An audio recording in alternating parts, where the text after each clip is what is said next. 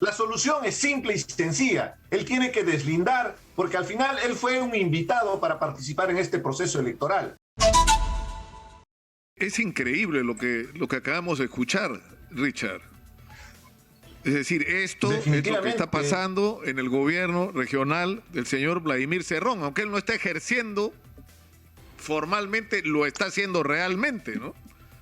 Este es el gobierno. Qué bueno que haces Qué bueno que haces la precisión, Nicolás, porque él es el gobierno, llamémosle tras bambalinas, porque él fue defenestrado por tener una sentencia. Él fue elegido por segunda vez gobernador regional de Junín. Fíjate el honor que ha tenido. Ha sido gobernador regional en el periodo 2011-2014, postuló nuevamente el 2014, quedó en segundo lugar en segunda vuelta, entró un chupaico, y ahora en el 2018 ganó Vladimir Cerrón la región. Y se ha quedado toda su gente. Lo que está mostrándose es que Vladimir Cerrón es el responsable de la gestión de ese gobierno, porque ha utilizado un gobierno regional, ha instrumentalizado el gobierno regional para sustentar financieramente la constitución de su partido político. Y eso sí es grave. Disculpan, eso es gravísimo, porque es la utilización de recursos del erario, recursos del pueblo, como les gusta a ellos hablar, para beneficio personal partidario. Pero ni siquiera para hacer un buen trabajo, sino ¿para qué? Para armar la componenda, para armar esta presunta organización criminal, como lo dice la Fiscalía, donde traficaban con los brevetes. Y es un negocio redondo, Nicolás. Le han dado brevetes a personas que tienen problemas con la vista, por ejemplo. Es imposible poder dar un brevete a una persona que tiene problemas con la vista, porque es un peligro. Conducir un vehículo sin tener las capacidades sensoriales en su verdadera dimensión es un peligro para los peatones, para los otros conductores. Imagínate cuántas consecuencias tienen estos hechos de corrupción. Y lo grave de todo esto es que ha sido por dinero. Y lo bueno es que se están acogiéndose a colaboración eficaz, porque es la mejor manera. Que los funcionarios que han estado coaccionados, porque no les queda otra, pierdes el trabajo. Si tú no apoyas a la propuesta de Cerrón, eso es lo que decía, a contribuir con el partido, entre comillas, inmediatamente iba a ser defenestrado. Porque este famoso Pinturita Cárdenas, se ven los audios, se escuchan los audios, cómo está negociando inclusive para quién sale, quién entra en un puesto de trabajo con esta señora que está encargada. Claro, porque eso es bien importante, Richard. Marina Vázquez. Claro, porque no es solamente, lo cual ya está mal, el que tú decidas a quién pones en qué lugar, no en función de que ha pasado por un concurso y tiene todas las calificaciones para ejercer el cargo, sino porque está contigo y esto incondicional. Eso es lo primero que está mal. Lo segundo, que le sacan plata con los diezmos, eso que tú tienes que apoquinar al partido si es que estás trabajando en la región que gobierna el partido. Pero en tercer lugar, que requieren gente de confianza para todas las trapacerías y la dronera que se ha montado ahí. O sea, para que protejan ese manejo corrupto de los dineros públicos. Y ese es el concepto de organización criminal, Nicolás. Entonces, lamentablemente, los dinámicos del centro va a tener que pasar a ser los dinámicos de Perú Libre. Con todo el respeto que tiene el presidente electo, Pedro Castillo. Él ya ganó las elecciones y estamos a la espera de la proclamación como presidente. Pero él tiene en este momento la maravillosa oportunidad, una vez más se le presenta la Virgencita para que él deslinde abiertamente contra la corrupción. Porque atrás está viniéndose toda una fuerza con la intención de tumbarse su gobierno. ¿Por qué Pedro Castillo va a tener que cargar semejante mochila y le va a dar suficientes razones para que lo puedan inclusive involucrar? Porque si se comprueba, según la Fiscalía, que se ha utilizado el dinero a través del gobierno regional para financiar la campaña de Perú Libre, fácilmente ese Congreso opositor, ese Congreso que puede convertirse golpista como el actual Congreso, puede pretender tumbarse al gobierno de Pedro Castillo. La solución es simple y sencilla. Él tiene que deslindar, porque al final él fue un invitado para participar en este proceso electoral. Y hay que tener mucho cuidado a todos los que están apoyando, a todos los que se han subido al coche en este momento de Perú Libre y que están pretendiendo ser gobierno, que ellos también recomienden al presidente Pedro Castillo para que haga ese deslinde abierto, porque esto es asqueroso. Ver la manera corrupta como han estado utilizando el gobierno regional para beneficio propio. Se está escuchando, se acaba de decirlo la periodista, hay un audio donde está pidiendo plata Vladimir Cerrón. Sí es para pagar la indemnización que tiene por sus delitos al Estado, pero igual está beneficiándose, está utilizando dinero, coaccionando a la gente para poder pagar su indemnización millonaria por la defraudación que ha hecho al país. Es gravísimo, Nicolás. Desde mi punto de vista, ahí no hay ninguna sintonía, ni siquiera ideológica, porque por más que sea de izquierda, tenemos que confrontarlo abiertamente. Es asqueroso, porque por supuesto, no pueden utilizar el Estado para beneficio personal.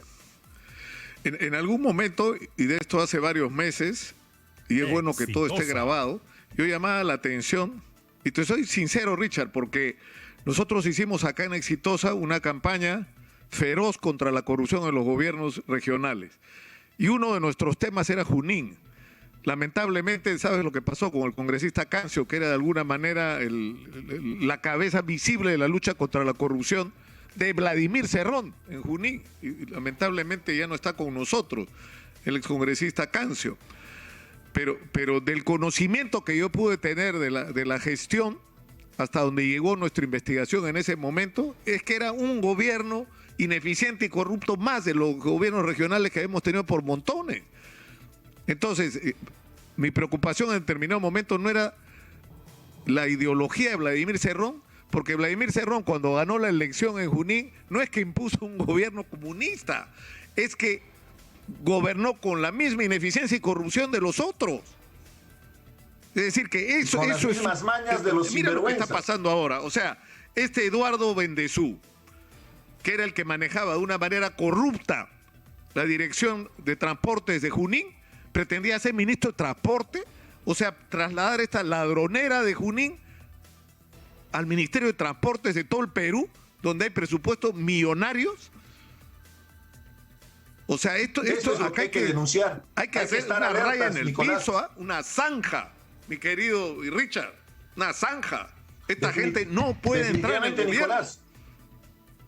Y le dan mucha razón, y hay que brindar un homenaje póstumo a Mario Cancio, congresista, compañero de la bancada del Nuevo Perú, que fue el valiente que denunció en su momento, y gracias a él pude conocer todo el legajo de los antecedentes de Vladimir Cerrón, porque yo representaba la región Apurímac, soy apurimeño.